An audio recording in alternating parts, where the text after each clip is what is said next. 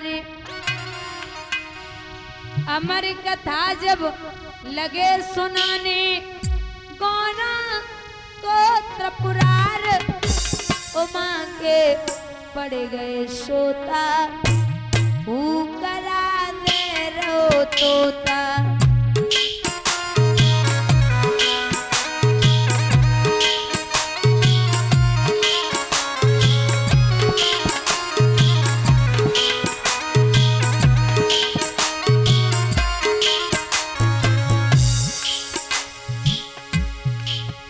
अजी भोलेनाथ शंकर ने गौरा को कथा सुनाई।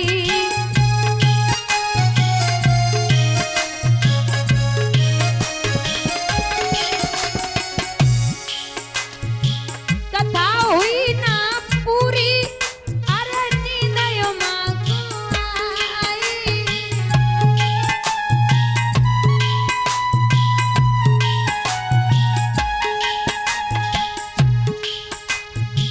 बोले मामा समझ न पाए तोता की ओंकार उमा के पड़ गए सोता करा दे रो तोता। दोनों हाथ बढ़ा के श्री राधे।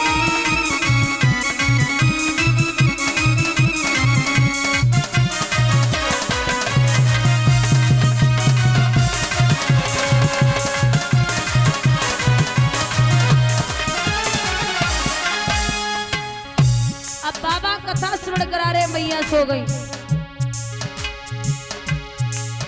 जब नींद से गौरा जागी अफसोस हुआ अतिवारी।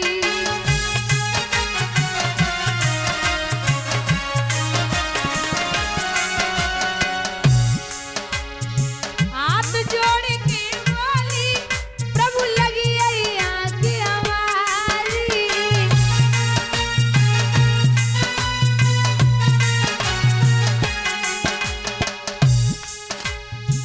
आदि कथा सुनिए हमने आदि हुई बेकार उमा के पड़ गए तोता करा दे रो तोता।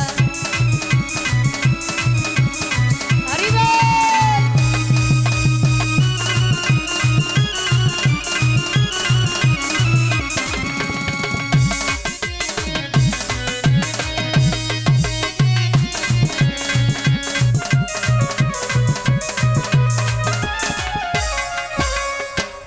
अब बाबा कथा सुना रहे, मैया सोए रही। अचानक नींद खुली। बाबा बोले सो रही हो क्या? बोले हाँ बाबा नींद आ गई थी। बाबा बोले चिंता जबा तक ना है कि तुम्हें नींद आई गई, फिर चिंता जबा तक है कि नींद में तुम हो लेकिन ये हूँ को बोल लो भैया। फिर कहने लगे शंकर जी ये कथा सुनी है किसने?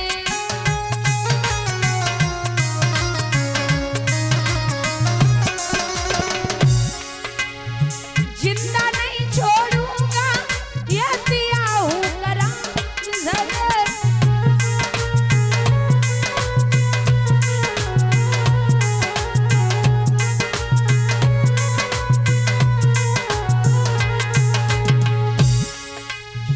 आगे आगे तो तांगड़े अब पीछे ही त्रिपुरारी उमा के पड़ गए तोता करा दे।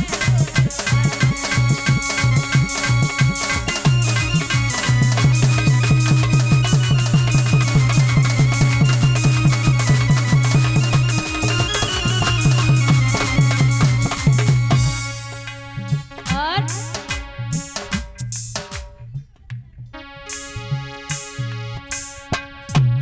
अब महाराज ऊपर निगाह गई तक सुख बैठा हुआ वो हूँ की आवाज दे रहा।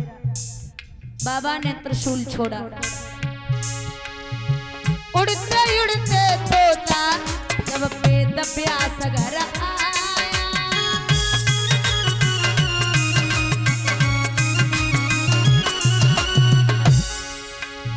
प्यास की पत्नी गर्भ में वो तोता जाए समाया।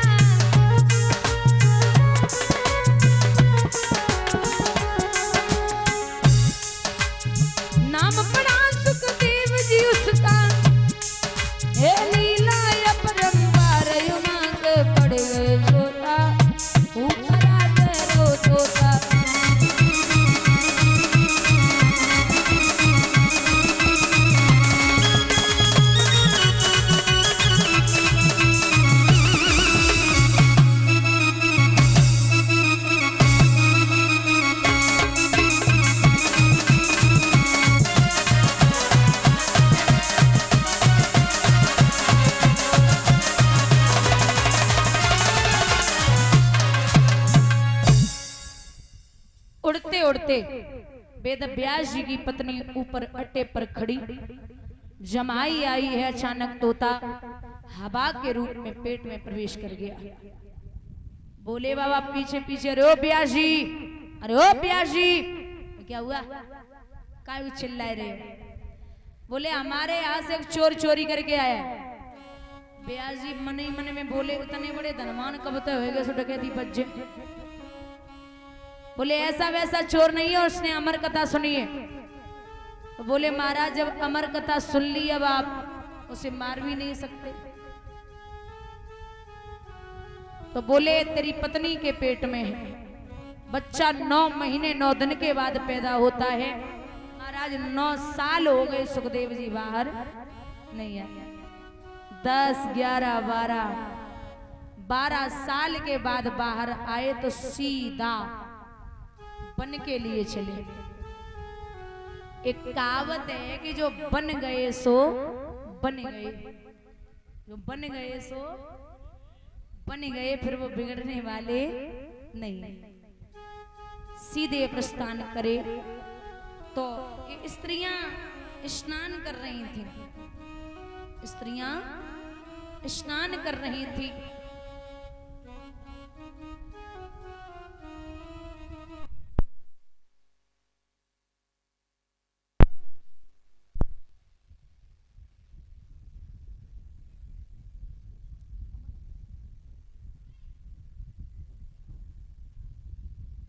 हेलो बंधुओं,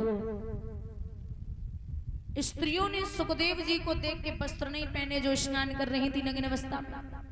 लेकिन व्यास जी उनके पीछे पीछे, अरे बेटा हे पुत्र, अरे बेटा। तो स्त्रियों ने एकदम से वस्त्र पहने। व्यास जी बोले ये क्या नजारा है, क्यों? बोले वो जवान था 16 साल का, उसके सामने तुमने वस्त्र नहीं पहने, और मैं बूढ़ा बड़ा बुजुर्ग मेरे सामने वस्त्र पहन रही हो, ये क्या बात है, तुम तो मेरी बेटी हो। तो स्त्रियां बोली जो अभी निकल गए हैं ना, उन्हें ये पता ही नहीं कि स्त्री क्या है और पुरुष क्या है। वो सबको एक नजरिए से ही देखते हैं, उनको कोई भान नहीं है। वो ब्रह्मचारी, ब्रह्म का पालन हारा, वो ऐसा समझदार, वो ऐसा विद्वान, वो ऐसा है कि उसे पता ही नहीं कि स्त्री पुरुष में भेदभाव क्या होता। उसे मालूम ही नहीं है कि इससे काम जागृत होता है, किसी को नगिन देख लो। जवाब दिया को नहीं ये पता नहीं है। तो व्यास जी मुस्कुराने लगे, फिर भागे। तो पशु पक्षी जीव जंतु कहने लगे कि हे व्यास जी, वो कितनी बार आपका बेटा हुआ, कितनी बार आप उसके पिता हुए, तो आप ऐसे व्यर्थ न दौड़े। व्यास जी ने 4 शिष्यों को भेजा जिन्होंने 4 श्लोकों का जाप किया। सुखदेव जी को वो श्लोक बड़े अच्छे लगे, पुनः वापस आई। वही सुखदेव जी दिगंबर वेश में 88,000 ऋषियों में व्यास जी परीक्षित जी के सामने पहुंचे। आपको एक बात बता दें, वक्ता या विद्वान आपसे चाहे छोटा हो या बड़ा हो, लेकिन आपको उसे झुक के प्रणाम करना ही पड़ेगा। क्योंकि व्यास जी अपने बेटे के सम्मान के लिए स्वयं खड़े हो गए। 88,000 ऋषि प्रणाम करते हैं। परीक्षित ने साष्टांग दंडवत किया। साष्टांग दंडवत मतलब लेट के दूसरे के पैरों पे अपना सर रखना। अब तो साष्टांग दंडवत छोड़ ही दो, पैर छोड़ दो। आप अगर पैर छुएंगे संत या बड़े बुजुर्ग के, तो पैर के अंगूठे में तेज होता है। आप माथे से लगाएंगे तो बुद्धि बढ़ेगी। लेकिन अब सैलू भैया जैसे जो नेताजी बैठे थे, तो घुटने छुए के छाती तो लगा ले, तो पता नहीं कौन सा प्लेटफार्म बना हुआ है। या तो फिर ये बोलते कि जब तक छाती में दम है तब तक तुम्हारे घुटने घुटने टोरे।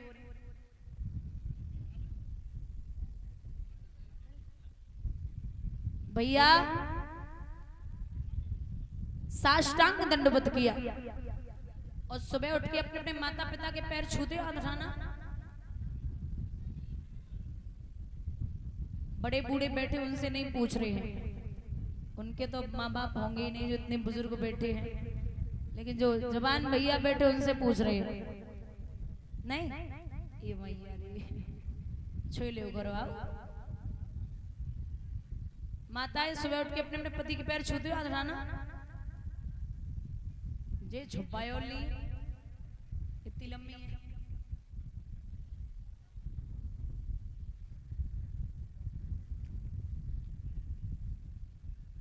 प्रात काल उठ के रघुनाथा और मात पिता गुरु नावे माथा। अब प्रात काल उठ के रघुराई हाथ में बिंडल दिया, बोलिए गोविंद भगवान की। यहाँ स्वयं व्यासी अपने बेटे को सम्मान देते हैं और सम्मान घर से ही शुरू होता है। सम्मान घर से शुरू होता है। जब तक घर वाले नहीं देंगे तब तक बाहर वाले कभी नहीं देंगे। कुछ लोग होते बच्चों के नाम रख लेते, फिर बड़ी बुरी तरीके से घर में ही नाम लेते हैं, और जब पड़ोसी ले ले तो बड़ा बुरा लगता है। तो इसलिए आप खुद अपने पिता का सम्मान करें और पिता अपने बेटे का सम्मान करे। और बाप के सम्मान की तो पूछो ही मत। आज को समय वो है, लड़का यही चाहता है कि जितना भी बाप कमाए तब तक मैं खुश होके जी लूं और बढ़िया मौज उड़ा लूं। लेकिन कमाई 3 प्रकार की होती है, एक आप कमाई, एक बाप कमाई और एक पाप कमाई। सबसे अच्छी कौन सी होती है? आप कमाई। आप जैसे पिता कमाएगा तो बच्चे को 5-10 हजार की ब्रांडेड जीन्स अच्छी लगेगी, बोले ये बढ़िया है। और जब खुद कमाओगे ना तो 1000 रुपया की जीन्स बड़ी अच्छी लगेगी, बोले यही बढ़िया है। बाप जब कमाएगा, अकेला बेटा हो बाप के, और बाप जब पैसे देता है ना तो कहीं से भी लाएगा बेटे को देगा। तो जब बाप देता है ना तो 15-20 हजार को जूता अच्छा लगा तो बोले जय पहनेंगे। और जब खुद कमाओगे ना तो 150 की चप्पल ही बहुत बढ़िया लगेगी, बोले जे बहुत अच्छी है। तो खुद कमाने में और बाप के कमाने में बड़ा फर्क है। बाप की कमाई को लोग कमाई नहीं समझते, बोले ये तो पैसे ही कमाते हैं, इन पर कोई मेहनत थोड़ी है। और जब खुद कमाओगे तो भरोसा हो जाएगा कि कैसे पैसा आता है। तो सबसे अच्छी होती है आप कमाई। और जिंदगी भर, मैंने कल भी बोला, जिंदगी भर ये ब्रांडेड करते फिरो तो याद रखना कफन में कोई भी ब्रांड नहीं होता, वो सबके लिए बराबर है। तो इसलिए जीवन में अच्छा कमाइए, व्यवहार और इंसान की इज्जत करना सीखिए, क्योंकि 2 ही जीवन में चीजें साथ जाती हैं। मरघट पे 4 करोड़ नहीं 4 आदमी लेके जाते हैं। तो जितना हो सके व्यवहार कमाने की कोशिश करो। बोलिए गोविंद भगवान की। उचित आसन डाला, चढ़ धोकर के चरणामृत लिया। परीक्षित ने कहा महाराज मैं प्रश्न करूंगा, आप उस प्रश्न का उत्तर देना। ठीक है। इस प्रकार से आसन पर बिठाए गए। आइए एक छोटा सा भजन, कल जो कथाएं होंगी वो सुबह की बेला में सती चरित्र, शिव विवाह, सबसे पावन चर्चा होगी भक्त ध्रुव की।